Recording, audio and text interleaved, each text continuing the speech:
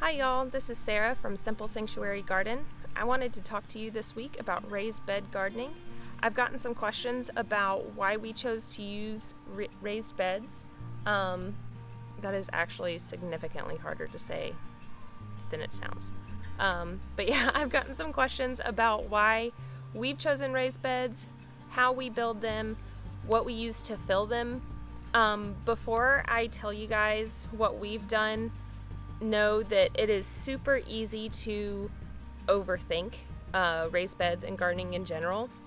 So basically, the sum of what I'm going to tell you is if you have a box that you can fill with any kind of dirt, do it and plant it. It's still going to work out better than not doing anything at all. So first, right behind me is my Pride and Joy bed. It is my Scarlet Runner Bean bed is what I'm calling it. It's the one that's basically in our front yard. So as you can see, this garden bed is really not going to win any beauty contest awards. What we did here for this bed was cut up some wooden stakes, use them to prop up really old lumber that we had laying around, and filled it with dirt. This bed is not going to be super permanent. It's basically just to get this gardening space started. What we use to fill the beds, you can actually see kind of layers emerging here. So the one layer you don't see is our compost, and I actually used the last of our compost to fill this bed, or to do the bottom layer of this bed, which is why I don't have any to show you.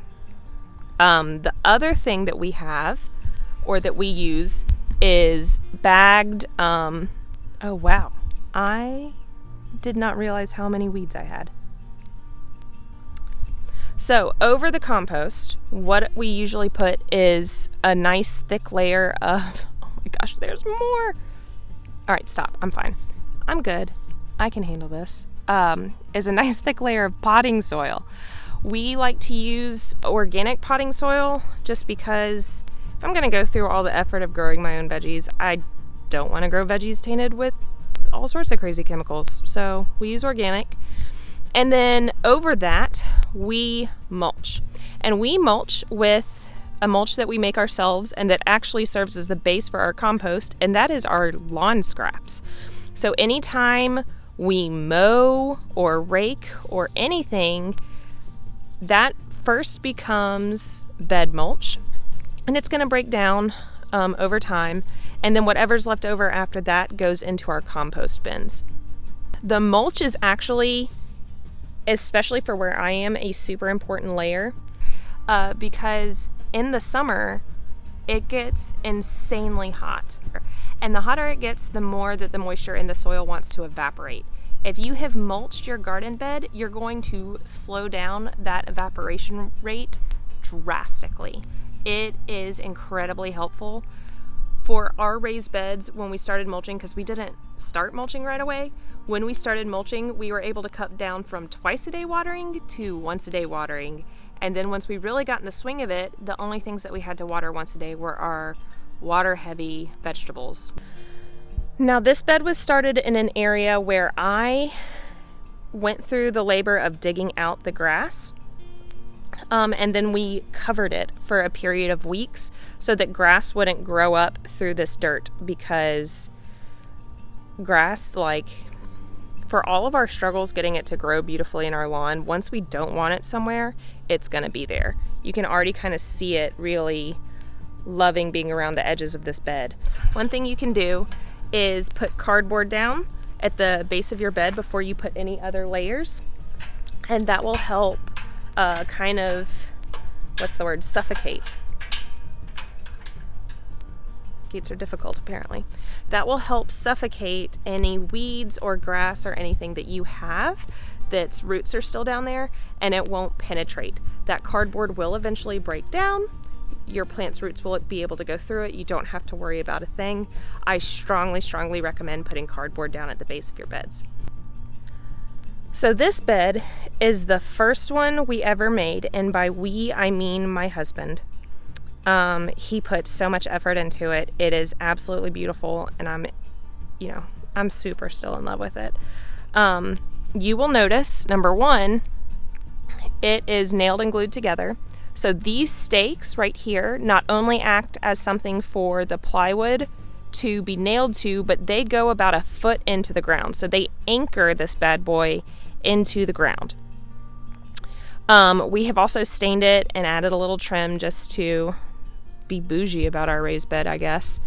But what I wanted to show you here was these pepper plants are some of the first things we planted in this bed. This bed is filled with our very crappy soil and a little bit of potting soil. We've been amending it ever since with our lawn clippings like we showed you guys, and occasionally another bag of potting soil. But these peppers are doing great. They are still producing. They've been in here almost a year, and I mean, I kind of wish I hadn't just picked peppers. This was filled with bright red Thai chilies about 5 minutes ago. I'm doing a lot of ground sitting this video. But what I wanted to say is don't stress too much about what you fill your bed with. Plants want to grow. Just fill it with whatever dirt you have. If you're wondering when I'm saying dirt that you have, maybe dig yourself a fire pit and use that dirt to start your raised bed. Just, don't overthink it too much. These plants are doing phenomenally, and this bed has actually some of the worst dirt out of all of them in it. So the bottom level of this bed is constructed very similarly to the second bed. It just has a middle cap, and it's done in a very similar way in that we used these stakes. They do go into the ground. It is anchored in there, but it's also keeping that middle portion elevated. You can see actually how our dirt has settled. So it's really just sitting right on top. I need to add probably another bag of potting soil to this corner, some more mulch once we get some. But it's just sitting right on top. And I love this system because it allows you to interplant things. If you've looked at companion planting at all, this style of raised bed is really good for that, because if you have something with a very long taproot, such as okra, it goes great in that upper section. If you have something like sweet potatoes that are going to vine everywhere and spread, they are a fantastic cover crop, but you don't have to worry about digging that whole way down if you plant them on the outside of this. It's a great system. I'm a huge fan of it. We have what I call the triggerot because it is 3 levels. Unlike the first one, Ryan built this one a little different, so it's offset. And you can see that from this back corner that one side is just a solid piece of plywood. So where that bed, the second level, is firmly in the center, this bed, it's offset. After some Pinteresting, we saw these beds that had composting tubes in them, so we thought we'd try it out. This bed is the one that has some of our best dirt in it, and it is not because we put anything fancy in it, it's because of this composting tube. So what this tube does is allow us to put some kitchen scraps down there. As it rains or as we water, the plants basically get constant compost tea because of that tube. It does keep the soil quite a bit warmer. These marigolds, they do look a little puny right now, I'll give you that, but they are still holding strong from last summer. We have had several frosts and they're totally fine, and I'm very certain it's because our dirt in this triggerot is so much warmer due to the composting tube. You could also do a composting tube in the 2-level ziggurat that we have, and I'm pretty sure there's a way to do it in just a regular raised bed. You probably don't even have to worry about levels. Pinterest is a magical thing. I'm sure it's in there somewhere. I have one last bed style to show you guys, and it is by far the easiest one to do. Ladies and gentlemen, I present to you the bin bed. So as you can see, we doubled these bins up, we drilled holes in the bottom, and we filled these puppies with some potting soil. And that's all we've done. That's it. Those are some very happy kale and turnips. I don't know if you can tell, they're very happy. If all else fails, maybe you don't have a yard, maybe you don't have a yard with a lot of space, get some bins, get some containers, get some really pretty pots, and go for it. Pots and bins are basically a raised bed. They're the easiest one if you don't have access to power tools. If you're like me and don't trust yourself with power tools, they're a fantastic option.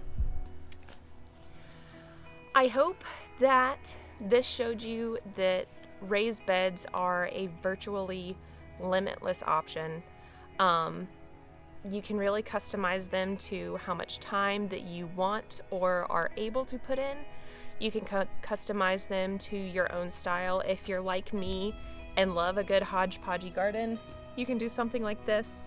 If you're like my husband and love a really bespoke look, you can do something like the beautiful beds that he's built me.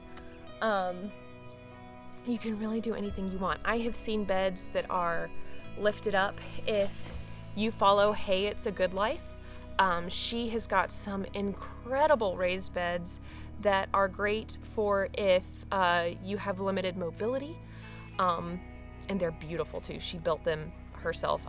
Y'all should check that out. You can do so much with raised beds. They really make gardening accessible for any mobility levels, any dirt quality levels.